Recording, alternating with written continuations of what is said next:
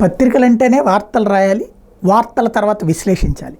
కానీ సొంత విశ్లేషణ లేదా ఒక పార్టీ అనుకూల విశ్లేషణనే పత్రికల వార్తలుగా రాస్తూ అసలు వార్తల్ని చంపేయడం అన్నది ఈనాడు జ్యోతికి అలవాటైపోయింది.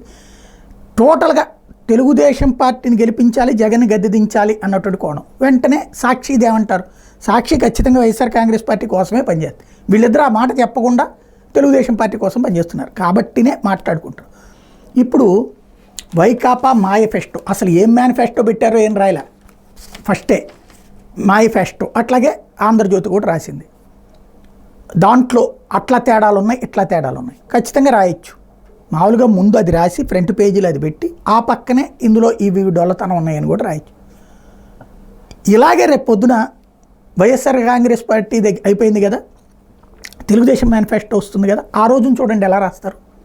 అద్భుతం, ప్రజల్లో సంతోషం, ఉరకలు, పండగలు, సంబరాలు చేసుకుంటున్నారు, జగన్ మేనిఫెస్టోతో చూస్తే సూపర్ అనుకుంటున్నారు, ఇలా రాసుకొస్తారు.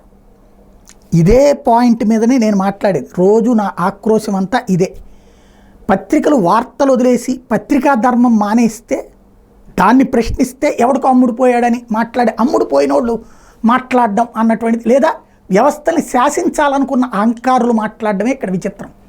ఇది పక్కన పెడితే ఇప్పుడు మొన్న అంతే కదా, అభ్యర్థుల మార్పు చేర్పులు చేసుకున్నటువంటి సందర్భంలో సమన్వయకర్తల పేరుతో అభ్యర్థులు మార్పు చేర్పులు చేసుకుంది వైసీపీ. అప్పుడు ఇంకేముందని రోజు పుంకాను కథనాలు 4-5 నెలలు రాశారు. అదే తెలుగుదేశం పార్టీ, జనసేన, బీజేపీ కూటమిలో ఒకరు ఇంకా నడుస్తూనే ఉన్నాయి. ఎప్పటికీ ఉండిలో శివకృష్ణ ఆయన పేరేంటి, శివరామరాజు పోటీ చేస్తున్నాడు. మరొక వైపున ఇంకో 2-3 చోట్ల రెబల్స్ పోటీ చేస్తున్నారు కదా, పరిపూర్ణానంద స్వామి ఇట్లాగా. మరి ఏమైనా రాస్తున్నారా? రాయరు. ఇప్పటికి కూడా ఏది నామినేషన్లు పూర్తయిపోయి స్క్రూటీని అయిపోయాక కూడా జరుగుతున్నాయి, బట్ రాయరు.